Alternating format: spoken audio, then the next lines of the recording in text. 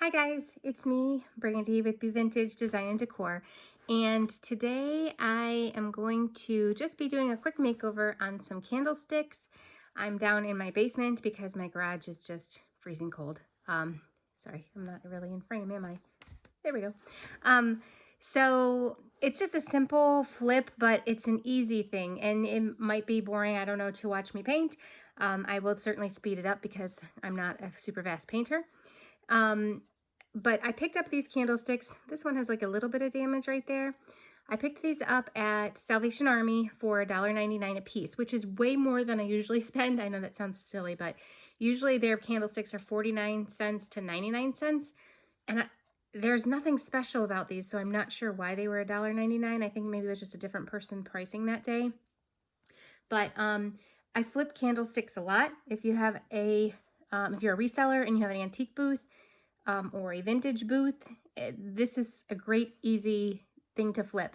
99 cents you purchase it for, or $1.99 in this case, and I will sell these for the pair for $22 to $25, just depending. Usually I price them around $12.50 a piece. If they're taller, I price them for $14.50, $14.95, somewhere around there. But what I do is I paint it up with some chalk paint, and I wax it to bring out the detail. These actually have some pretty good detail, and this is a weird material. It's almost like a metal, but it's like an overlay. It's weird. So I'm going to see how that waxes up. I decided, usually I do white or gray, but I'm going to do something a little different today. I'm going to do Vintage Duck Egg by Dixie Belle, and I'm going to do a brown wax, and we'll see how it turns out. I usually love the brown wax over the Vintage Duck Egg, and Vintage Duck Egg is a beautiful color. I'm going to show you real quick. I'm just going to slap some on here to show you how it looks. And just a disclaimer, as you know, children are home from school, supposedly on their Zooms, and so you will hear dogs and children in the background. Hopefully not, but you may. Just like to give that disclaimer. So here's the color. It's like a nice kind of soft blue color, like a duck egg, really. Almost like a muted Tiffany blue. It's not showing up real good on camera, but that is kind of the color that it is. So yeah, I will tilt the camera down so you can see me doing the base, and then I will move it up so you can see me doing the top. The nice thing about candlesticks are they actually are very quick and easy things to paint, but the funny thing is it takes me forever to get around to painting them because I usually put them off to the last minute, and then as soon as I do them and I put them in my booth, they sell right away. So I don't know why it takes me so long to get around to doing them. I think because they're not like a super fun thing to do. They're just a simple thing to do. So I put it off. But I am out of them in my booth, and the one set that I did do to go in my booth, I posted them online, and I actually sold them right away to somebody that I know, and I shipped them off to her. So yeah, that is a good thing, I guess, to have. And the great thing about candlesticks is you don't have to be super precise. So if you're not a painter and you're like, oh my gosh, I hate painting, or I suck at painting, chalk paint for one is definitely for you because it's such a forgiving paint. It's water-based. So with a water-based chalk paint, you really, if it dries up on you or you start getting brush strokes, you just spritz it with a spritzer bottle, a water bottle. Not a hard spraying water bottle, but one like you would use for maybe spritzing your hair, a soft mist spray, and it will reactivate that paint right away. Or if you see that you have like a mistake, or say like a brush hair. I find brush hairs like often in my paint. I just pick that brush hair out. You can even just put a little bit of water on your finger, soften that paint up, and pick that brush hair out and smooth that paint out. So it's very, very forgiving, unlike using a wall paint or a Kills. You know, I know some people that use Do you hear that? That's a child up there getting into something in the kitchen. But yeah, some people use that kills paint and primer in one, which there's nothing wrong with that. It's just, I sell Dixie Belle, so I use Dixie Belle, and I like the product. I sell it because I liked it so much when I started using it. So I think it's a great product to do. Okay, so it's obviously gonna need a second coat, and I need to touch up a little on the bottom there.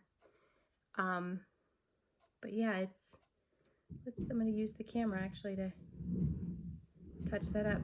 Do you hear that? Do you hear the chair scraping on my wood floor? Okay. So, and then there's a dog growling at the chair scraping on the floor. So I'm going to quickly paint this, this next one, and I will speed up the film so you won't hear me talking for a few.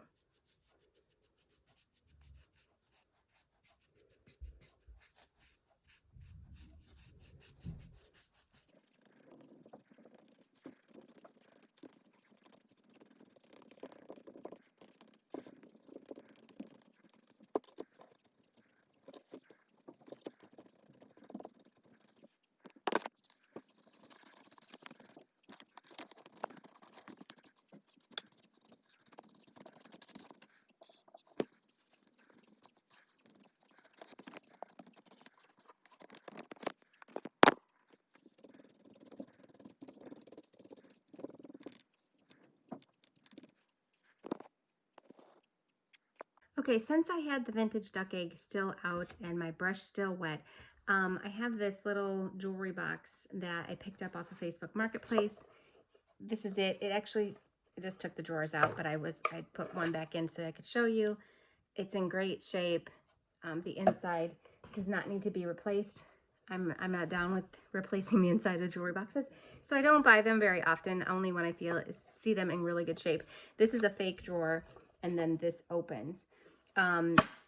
Typically I would take off the top of it to paint it, and I think initially I'm going to leave it on and then take it off because I'm not sure if I'm going to paint the inside of it.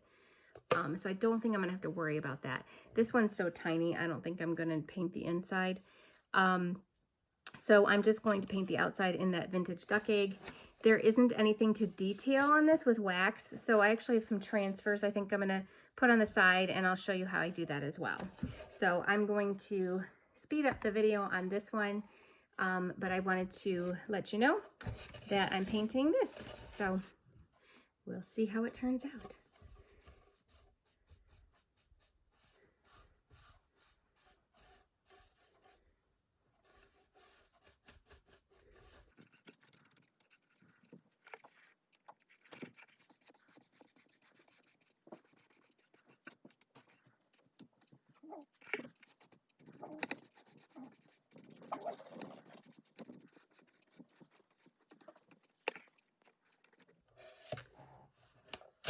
Okay, so I just noticed now that I started painting it that there is a crack up here.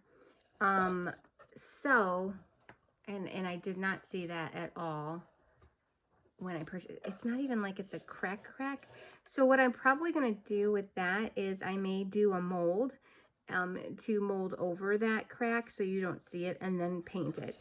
So I will, on the second coat, I'll probably do a couple coats up there. I'll go make a mold to put over that. I'll just do a flower mold, and I will show you what I mean by that. So sometimes that happens where things come out when you're painting that you didn't notice otherwise. So yeah.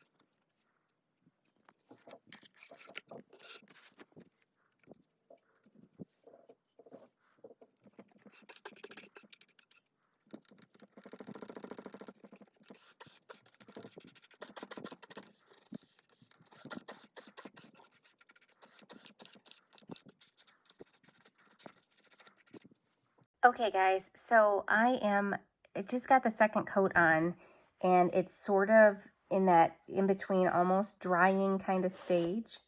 And what I'm doing now is I took a little bit of water on a paper towel, and I'm just lightly wet distressing it. So what I'm doing is basically going along the edges where there would be kind of a natural wear to it.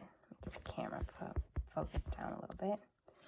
Where there would be like a natural wear to a candle, see? And you're just pulling back, so you're not sanding it. You could sand it, but sanding scratches the paint surface sometimes, and when you don't necessarily want that look and you don't want a lot pulled off, you just want to wet distress it. And that's what's good about chalk paint, because it is water-based. You can wet a little rag or paper towel and just easily pull back some of that paint. And I'm not using a lot of pressure, which is why it looks like I'm really going at it. I'm just going at like a light pressure.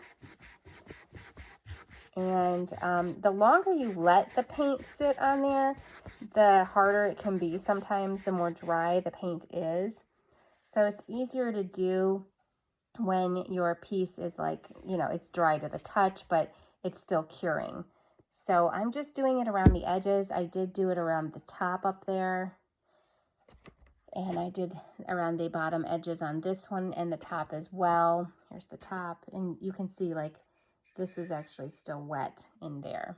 Some of it's from my rag. I am still going to wax this area here.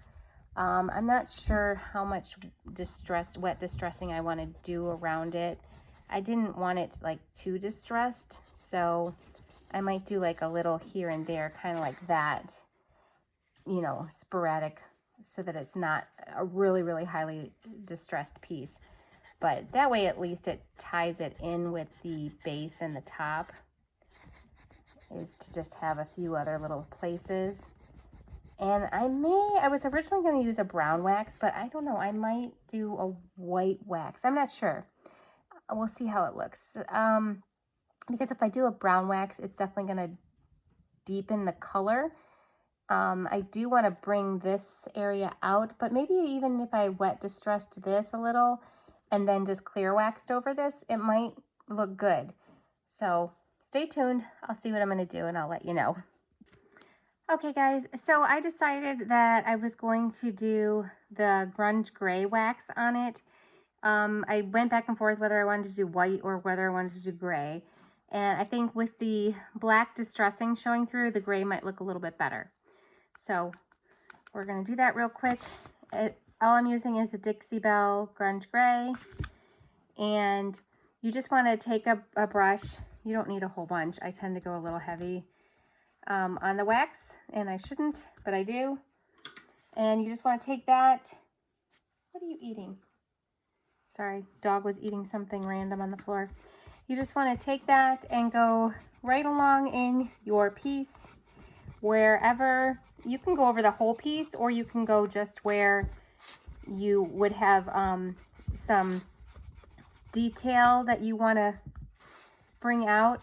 And you may find that if your paint is still curing and you start to wax it either too soon or too heavy-handed, that you may actually pull some of the paint off, like in a wet distress almost.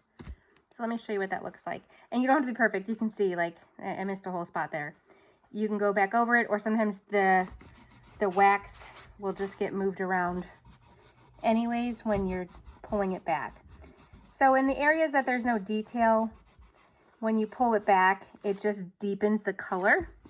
And then in the area where there is the detail, you'll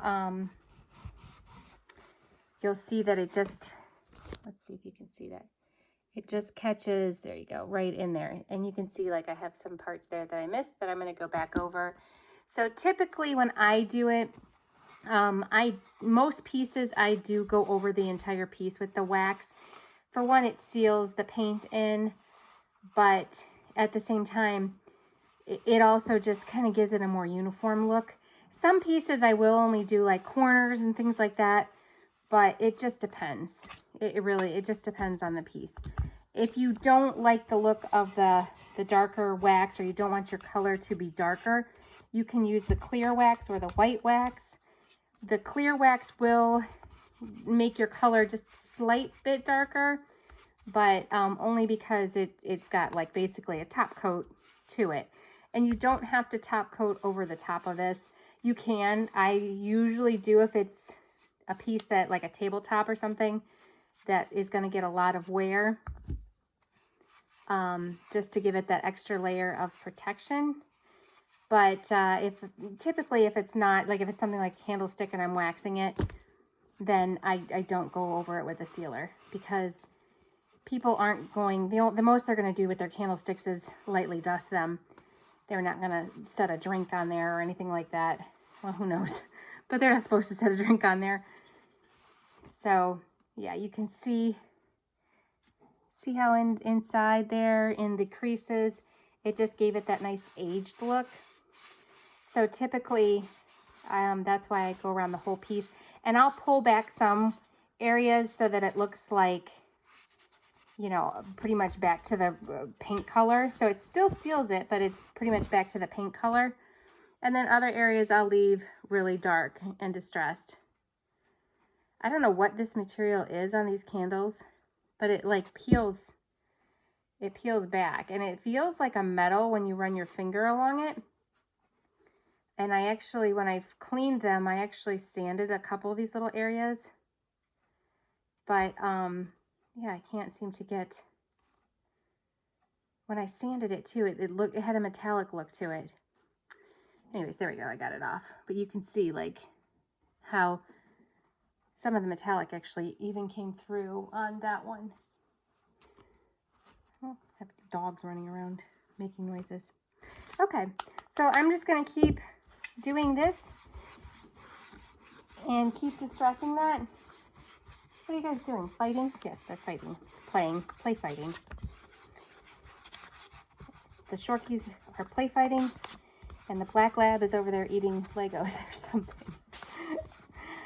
That's what happens when I'm in the basement. They get into all sorts of stuff because they're not normally down here. All right. So here's a good example. There's where I pulled it back, and there's where I put it on. So you can see it just gives it that little bit of aged look. And if you're used to doing this and I'm explaining it to you, I apologize. If you know better or know a better technique, this is just how I do it. I know everybody does it differently. A lot of people will put clear wax on it first and then go over it with a colored wax.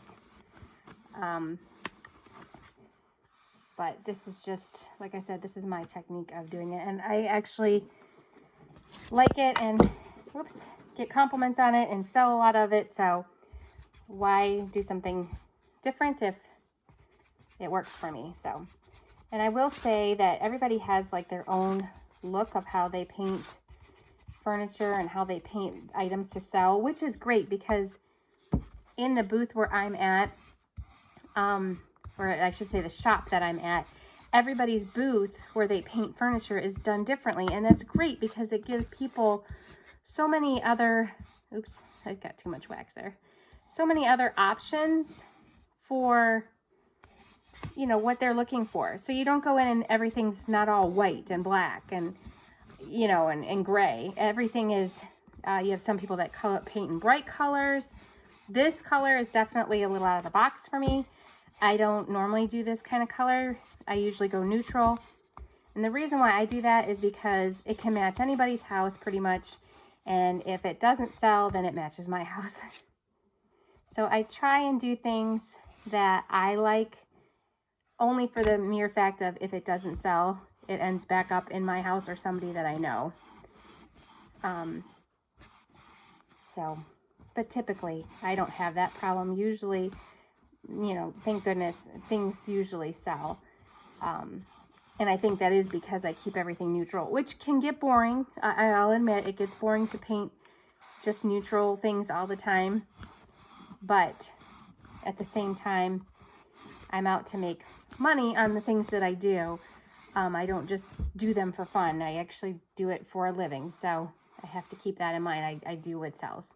All right, so I won't bore you with the second one, but the first one is done. And, you know, if you go back over it and you see a spot that's a little darker or whatever, or needs a little bit more, that's the great thing about wax. You can take away or add more.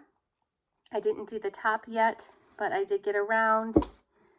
Let's see, there you go. You can see inside. So yeah, let me know what you think. This was just a quick little video, kind of a little bit of a tutorial, I guess. And you can see my children's mess there in the background. There we go. Let me cover it up. Anyhow, so thanks so much for watching, guys. And let me know what you think of these colors and the combination of the gray wax versus the white wax. And if you like the way that these candlesticks look. I will see you in the next one. Thanks again for watching, and have a great night. Real quick, I forgot to tell you, I still have some work to do on that jewelry box. So I will post the remainder of the jewelry box video in another video, because I do have to do that little bit of repair on the top. So, and I still have to do the transfer and everything on it. So I will do another video on me completing that. Alrighty, thanks.